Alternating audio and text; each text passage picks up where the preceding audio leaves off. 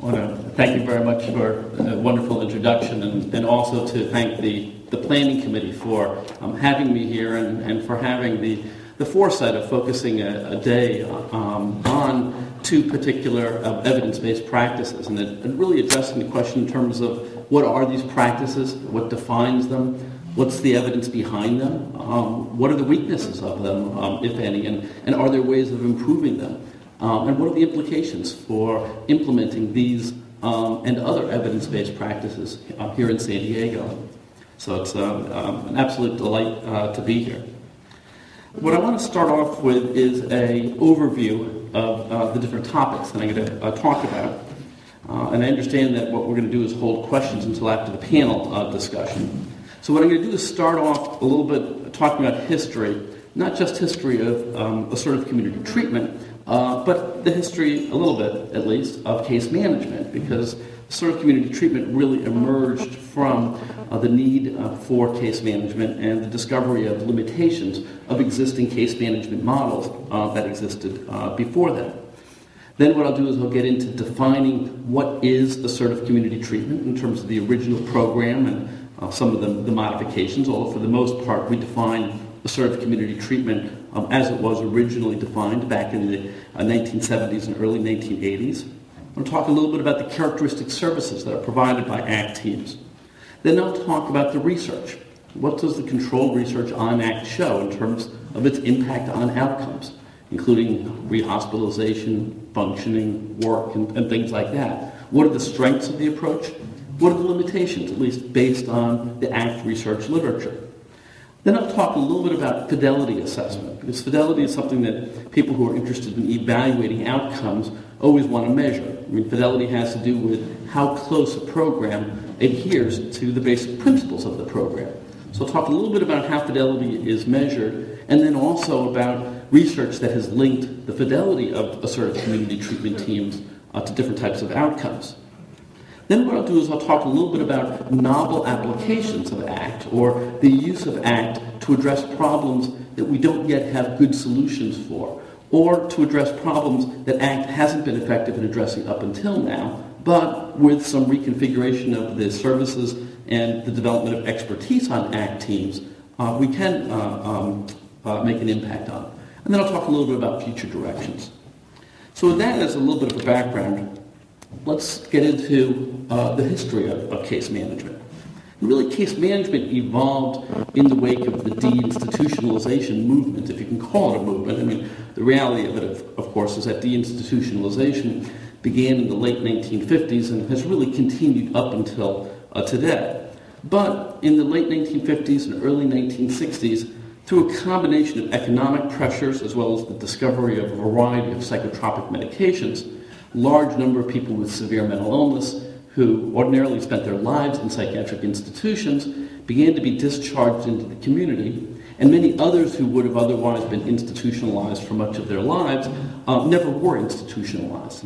And so therein was the deinstitutionalization movement. And accompanying that was the development of community mental health centers, with every part of the country having designated community mental health centers where people would go and receive their psychiatric services.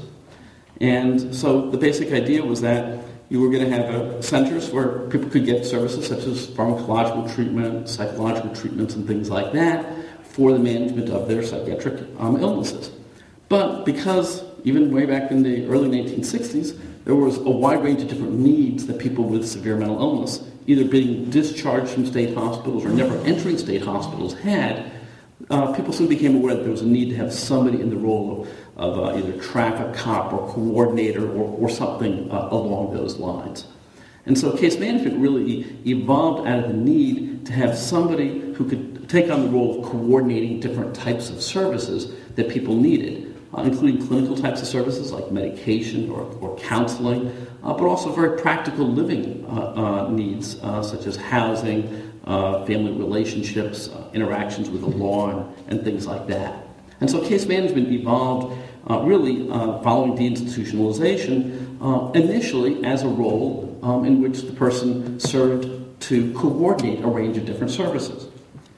So this, and I kind of like to think in terms of ACT from an evolutionary perspective, and that case management doesn't stop at ACT either. I'm going to go beyond ACT as well.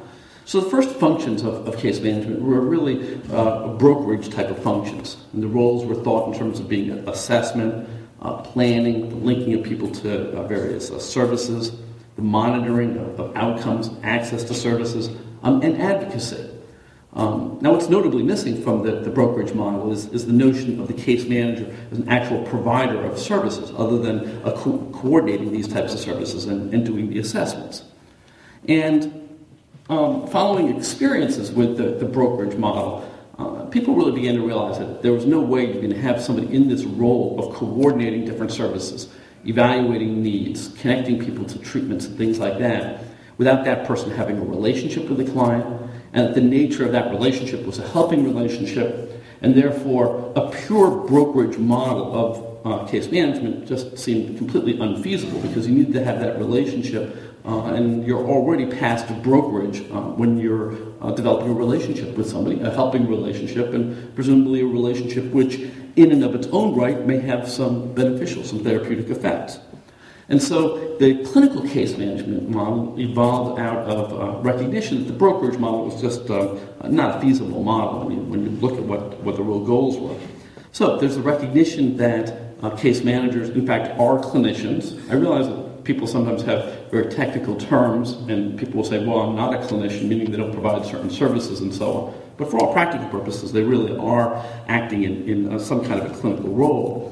And then conceptualizing the roles is including initial engagement, environmental-based interventions, in other words, addressing issues such as housing, where people live, the quality of the living environment, client-based interventions based on the actual interactions, could include even psychotherapy or skills training or something like that, and also including crisis intervention and monitoring.